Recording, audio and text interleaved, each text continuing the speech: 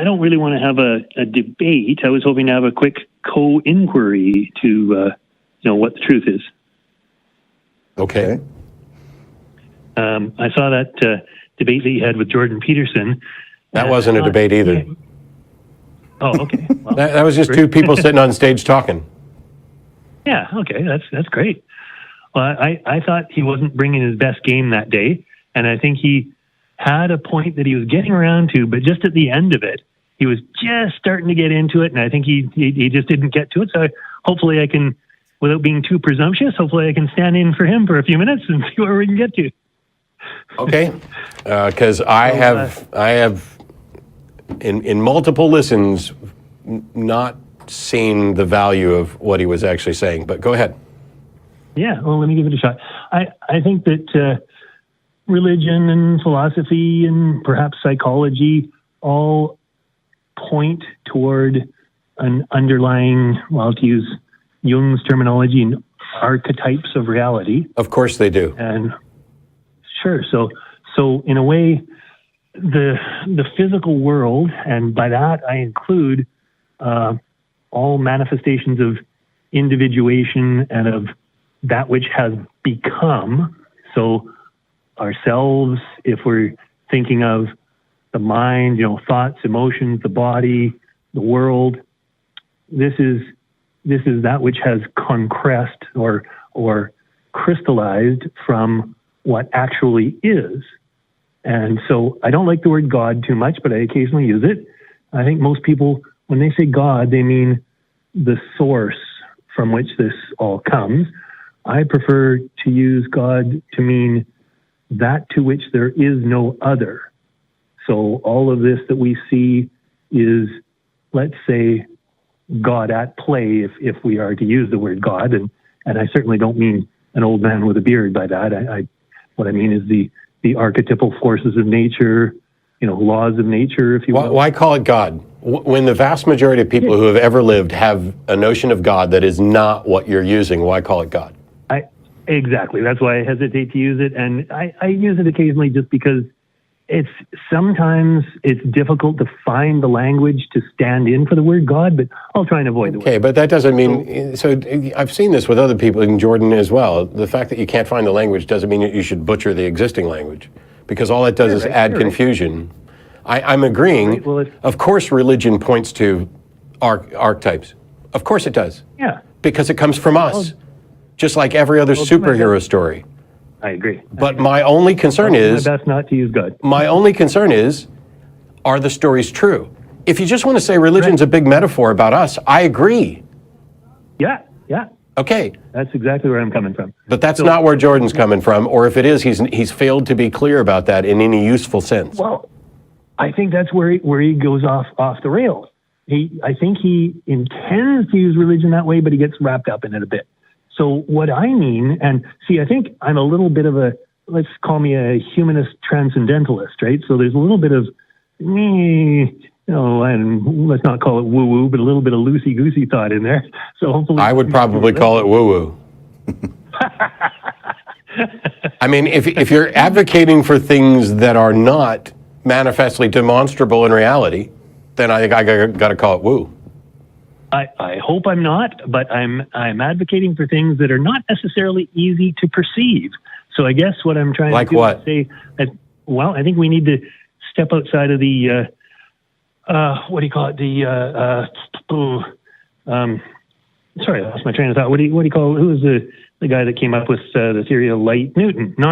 We tend to get stuck in Newtonian visions of reality. That's not remotely an answer to my question, which is the same thing I run into with Peterson and Chopra and all the others. What I asked was, what are you advocating for? And your response was, I think we need to get out of the Newtonian mindset. Give me a second. I'll expand on that. Like quantum physics and Einstein and that has kind of expanded our vision of what is compared to Newtonian. I mean, Newton was a genius, but geniuses have stood on his shoulders. And so we see matter in the Newtonian framework as the primary base of reality, when in fact matter comes from what they call the Higgs field, right? So it's a it's a crystallization of this underlying non-local field. So far, we're still nowhere near what it is you're advocating for, and you've talked about nothing that isn't physical and demonstrable. Well, I guess what I'm advocating for is that I think that we get stuck within a view that what is, and I'm loosely using matter as a stand-in for that, is the prime reality, when in fact I think it's a reflection of a more real reality. That's the most absurd thing I've heard today. It is literally meaningless when I ask you what you're advocating for, and you're talking about that you suspect that there's something that's more real than real.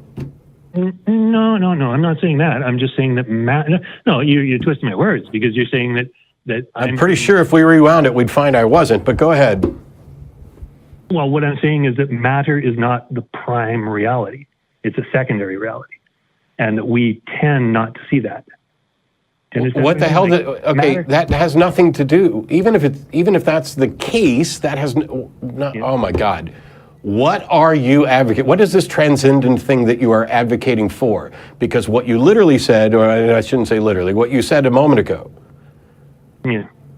is that in much the same way that matter is a reflection from Higgs, you think that even that is essentially a reflection of something that's more real than real. No, I didn't say that. What is your point? I misspoke. What is your point? Well, my point is that, let's say, archetypally speaking, there are the forces of, well, Peterson would say chaos and order. I would say that what he sees as chaos is actually the force of, let's call it life, or not. I don't mean biological life. I mean I am now completely disinterested in anything you're saying. Okay. Well, that's too bad. I thought we could have a good conversation. Why? Because I care about what is, and I want people to make claims. And I want people. No, you don't. I want people to make claims. You're wrong there, bud.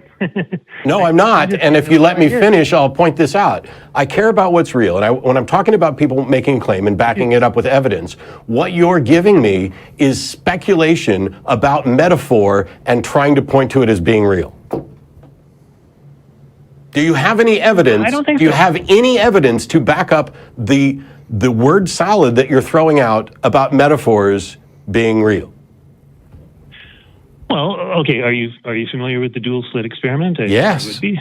Yes. Okay. So essentially, that says that the underlying reality is, let's call it vibrational, and that. No, the dual slit experiment is an observation. It's not making a proclamation about an underlying reality. This is you reading stuff into stuff. You are reaching conclusions. You are inferring things from the actual experiment. The experiment just provides data on what actually is. Now you are hypothesizing about the underlying metaphorical substrate in the same way that Peterson does. Well, what's your interpretation then of, they say that if you do not read which slit it goes through, that what exists is, I would call it informational. They call it vibrational usually. And then if you do read which slit it goes through, it then, Copenhagen interpretation says it concresses into matter or drops down into matter from a potential field, it becomes matter. I have no explanation. I have no thought. I have no consensus opinion to point to. I have the data, and if you have a particular interpretation of that, you have to make a case for it. And the fact, why on earth would you ask me what my interpretation of this is when you are calling in to advocate for your transcendent blah, blah, blah? Well, when I say transcendent, what I mean is that we get trapped within the model of materialism. That's not what transcendent means. That's not what transcendent means. Can you actually communicate what your idea is and then provide evidence for it? And can you point to how the hell this matters at all with respect to an atheist program? This is not a science program. This is about whether or not there's a God.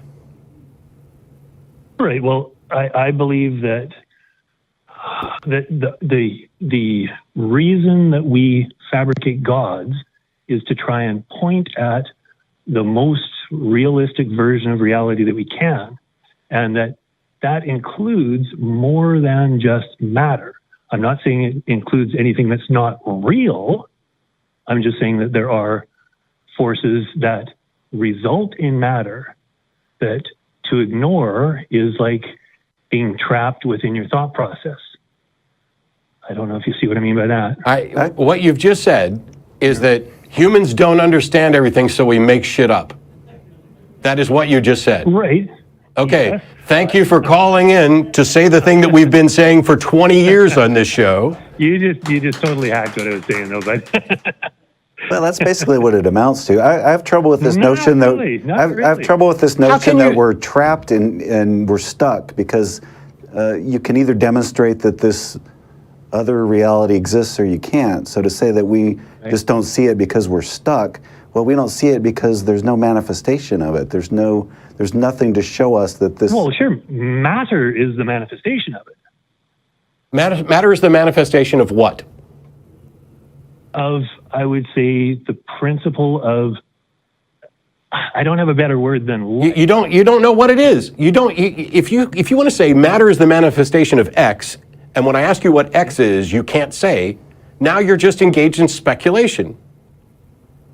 You are desperately trying to find a way to fit humanity's concerns with gods and things like this into a model that makes sense. When the truth is, there are billions of people who literally believe that there is a thinking agent that is timeless, immaterial, and perfect, that is the source of morality, that they go and donate to their churches and worship for and legislate on its behalf. This intellectual vapid exercise that you are engaged in along with Peterson of let's find a way to make God fit into some metaphorical archetype so that we can explain away something doesn't match what almost any actual theist believes. It is useless. It is speculative and useless. Okay, well, whatever. I mean, let me just... Whatever. All right, fine.